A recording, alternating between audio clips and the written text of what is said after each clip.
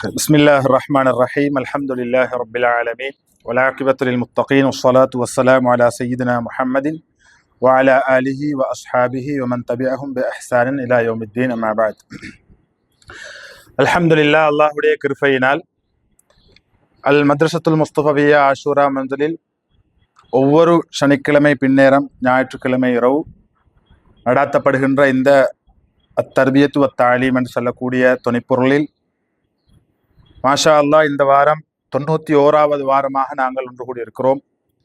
அல்லாஹ்க்கு சுப்ஹானஹு வ தஆலா இந்த மஜ்லிஸை கபூல் செய்து இங்கு கூடியிருக்கின்ற எல்லோருக்கும் மார்க்க அறிவை தேடுகின்ற அந்த பணியில் ஈடுபட்ட நல்ல கூலிகளை துனியாவிலும் ஆஹிராவிலும் எங்கள் அனைவருக்கும் தந்தருள் புரிவானாக.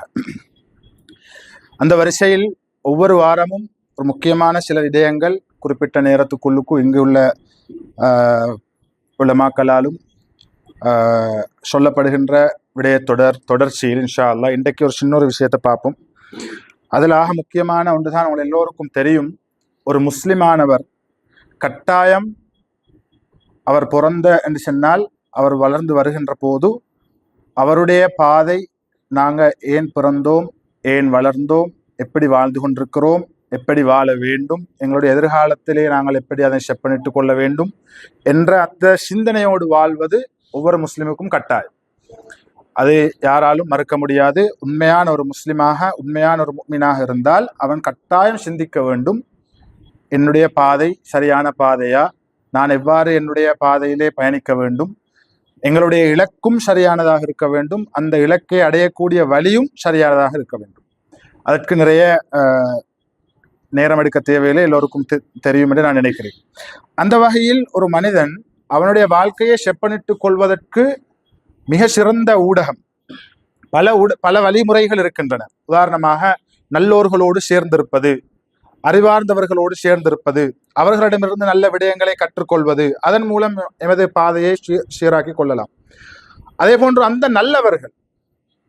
நல்லவர்கள் அவர்களுடைய பாதையை எவ்வாறு சீராக்கி கொண்டார்கள் என்று இப்படியே நாங்கள் செல்கின்ற பொழுது அல்லாஹ்க்கு சுப்ஹானஹு வ தஆலா இந்த சமூகத்துக்கு வழிகாட்டுவதற்காக அவனுடைய கலாம், அவனுடைய பேச்சாகிய அல் குர்ஆனின் மூலம் அல்லாஹ்க்கு சுப்ஹானஹு வ தஆலா முதலாவதாக இந்த ரசூல் ஸல்லல்லாஹு அலைஹி வஸல்லம் அவருடைய இந்த உம்மத்தினர்களை வழிகாட்டுவதற்கு அல்லாஹ் அதை தேர்ந்தெடுத்து அல்லாஹுடைய அந்த பேச்சை தேர்ந்தெடுத்தான். அந்த கலாம், அந்த பேச்சு, அல்லாஹுடைய அந்த குர்ஆன் முஹம்மது ஸல்லல்லாஹு அலைஹி வஸல்லம் அவர்களுக்கு அல்லாஹ் அருளினார். அதற்கு பிறகு முஹம்மது ஸல்லல்லாஹு அலைஹி வஸல்லம் அவர்கள் என்ன செய்தார்கள், அந்த குர்ஆனின் மூலம் அவர்கள் நேர்வழி பெற்றதோடு அவர்கள் நேர்வழியிலே வாழ வேண்டும் என்பதை அல்லாஹ் தேர்ந்தெடுத்தான். அந்த வழியில் அவர்கள் வாழ்ந்தார்கள். அதற்கு பிறகு அவர்கள் அந்த குர்ஆனை கொண்டு மக்களுக்கு உபதேசம் செய்து மக்களை ஒரு சீரான ஒரு சமூகத்தை உருவாக்கி காட்டினார்கள்.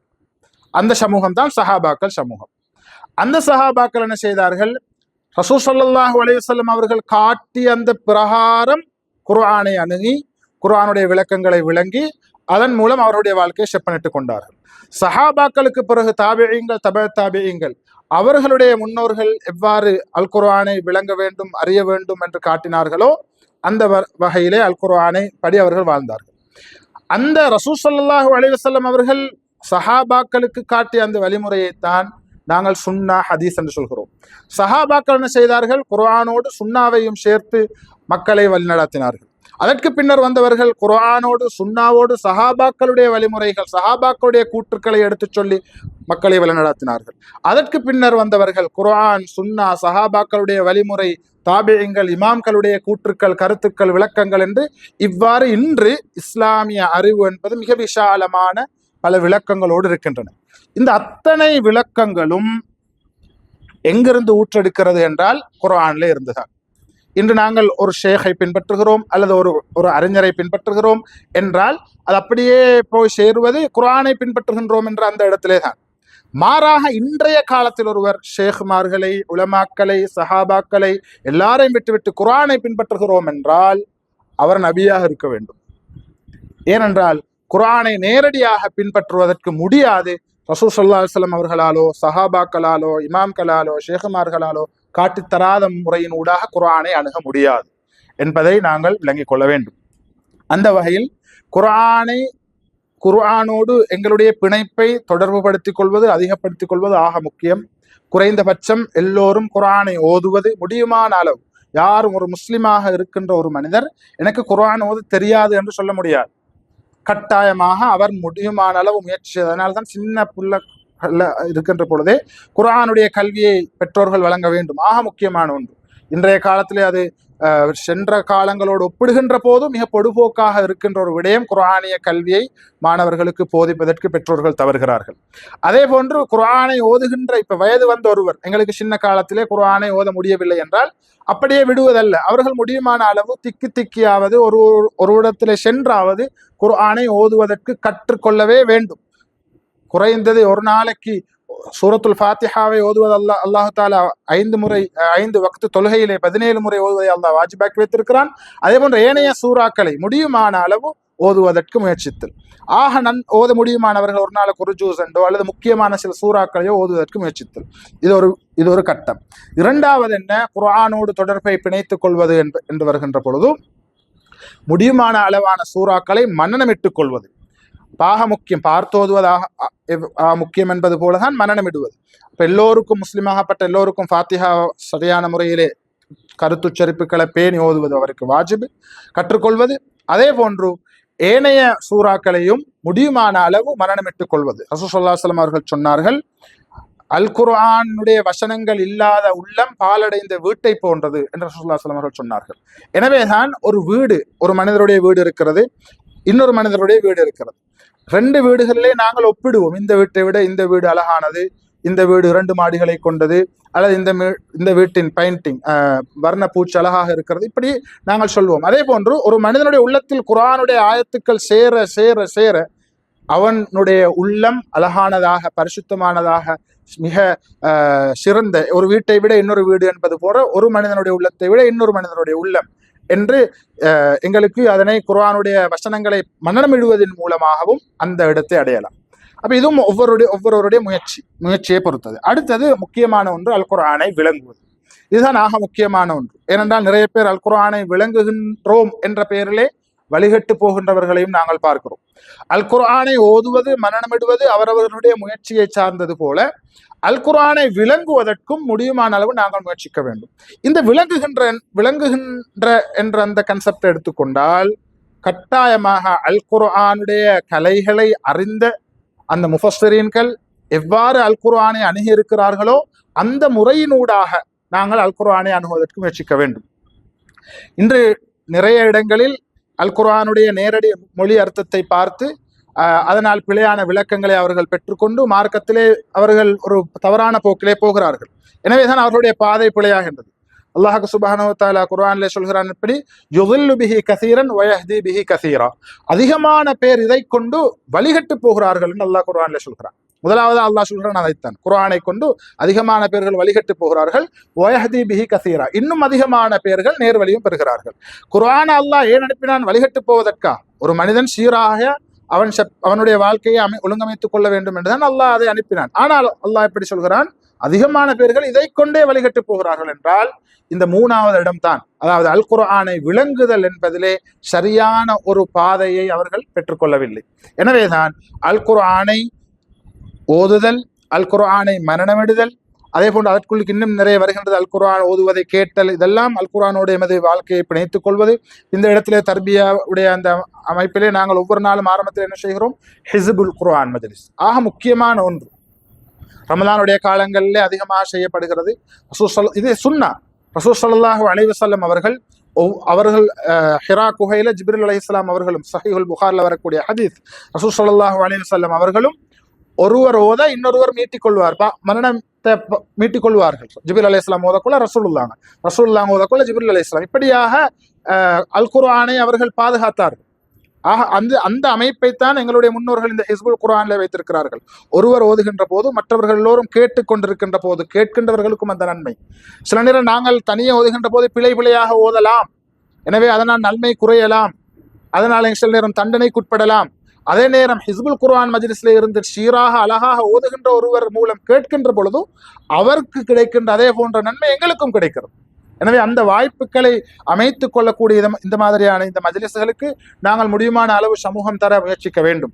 அதே போன்று அல் குர்ஆனை விளங்குதல் என்ற பகுதியில் அடுத்த முக்கியமான ஒரு கட்டம் அல் குர்ஆனுடைய சின்ன சின்ன சூறாக்கள். இந்த உதாரணமா சூரத்துல் ஃபாத்திஹா, சூரத்துல் தொழுகையுடைய விடயத்திலேயும் இந்த விடயம் பேசப்பட்டது என்று நினைக்கிறேன். சூரத்துல் ஃபாத்திஹாவை தொழுகையில் ஓதுகின்ற போது அதனுடைய அர்த்தத்தை அறிந்து அல்ஹம்துலில்லாஹி ரப்பில் ஆலமீன் என்றால் என்ன அர்த்தம்? முழு பிரபஞ்சத்தையும், அப்ப ஆலமீன் எனக்குள்ள அல்லாஹ் அல்லாத அனைத்தையும் படைத்த ரப்பாகிய அல்லாஹுக்கு எல்லா புகழும் என்ற அந்த அர்த்தத்தை அறிந்து நாங்கள் ஓதுகின்ற பொழுது அதுக்குரிய சவாப் எங்களுக்கு அதிகம். அதே போன்ற சின்ன சின்ன சூறாக்களை, அதனுடைய விளக்கங்களை, வெறுமனே டிரான்ஸ்லேஷனை மட்டும் பார்க்கிறது மட்டுமல்ல, அதற்குரிய தப்சீர்களை முடியுமான அளவு நாங்கள் கேட்டு அறிந்து பெற்றுக்கொள்ள வேண்டும் இன்ஷா அல்லாஹ்.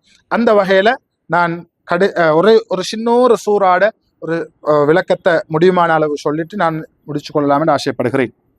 உங்கள் எல்லோருக்கும் தெரியுமான ஒரு சூறா தான் சூரத்துல் அஸ்ர், வல் அஸ்ர் என்று தொடங்கக்கூடிய சூறா. இந்த சூறா மிகச்சிறிய சூறாக்கள் என்று 3 சூறாக்கள் இருக்கின்றன. 3 ஆயத்துக்களை மட்டும் கொண்ட சூறாக்கள் 3. ஒன்று சூரத்துல் அஸ்ர், அடுத்த சூரத்துல் கௌசர், அடுத்த சூரத்துல் நஸ்ர், இதா ஜா நஸ்ருல்லாஹ் இன்னா அத்தைனாக்கல் கௌசர் வல் அஸ்ர். இந்த 3 சூறாக்களும் 3 வசனங்களை கொண்ட சூறா. அதிலே இந்த சூரத்துல் அஸ்ருடைய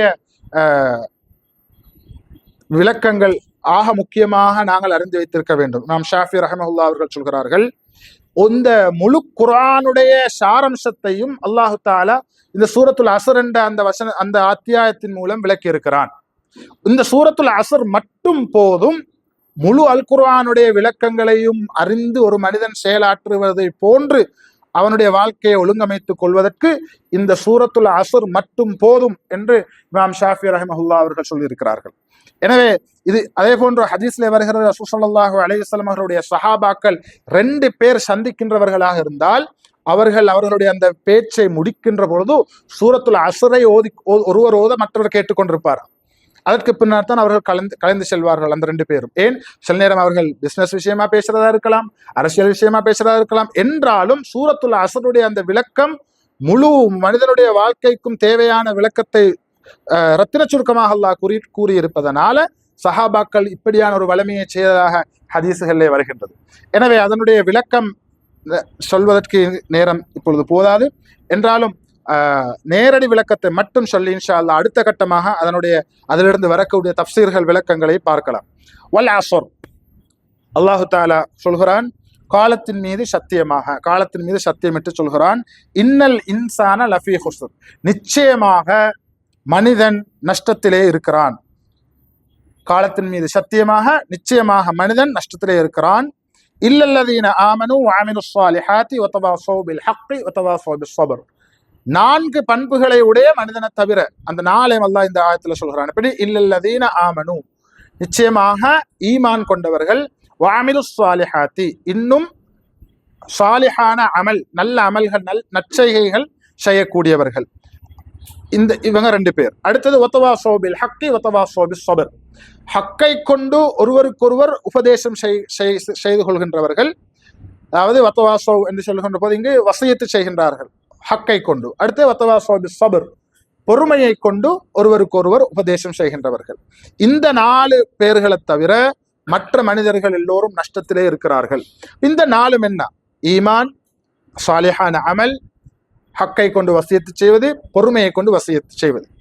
இந்த 4 சம்பந்தமாக இன்ஷா அல்லாஹ் அதனுடைய விரிவான விளக்கங்களை நாங்கள் இன்னும் ஒரு சந்தர்ப்பத்திலே பார்ப்போம். இதில் நிறைய படிப்பினைகள் இருக்கின்றன. ஆரம்பத்திலே இங்கு சொல்லப்பட்டது போன்ற அல் குர்ஆனை விளங்குவது என்பது எல்லோருக்கும் செய்ய முடியுமான ஒன்றல்ல. நானாக இருந்தாலும் இன்று நான் இந்த இடத்துல இந்த விளக்கத்தை சொல்வதாக இருந்தாலும் சுய விளக்கம் அல்ல, சுய விளக்கம் சொல்ல முடியாது, கூடாது. அது குர்ஆனுடைய கலைகள் அறிந்தவர்கள் எந்த விளக்கங்களை எங்களுக்கு கற்றுத்தந்திருக்கிறார்களோ அதன் மூலமாகத்தான் அல் குர்ஆனை நாங்கள் அறிந்து கொள்ள இன்ஷா அல்லாஹ் முயற்சிக்க வேண்டும். அந்த வகையிலே அல் குர்ஆனை சரியான முறையில் ஓதுகின்ற, சரியான முறையில் மரணமிடுகின்ற, சரியான முறையில் விளங்குகின்ற, அதன்படி நடக்கின்ற நல்லோர்களுடைய கூட்டத்திலே அல்லாஹ் சுப்ஹானஹு வ தஆலா எங்கள் அனைவரையும் சேர்த்தருள் புரிவானாக. வ ஆகிரு தஅவானா அல்ஹம்துலில்லாஹி ரப்பில் ஆலமீன். அஸ்ஸலாமு அலைக்கும் வரஹ்மத்துல்லாஹி வபரகாத்துஹு.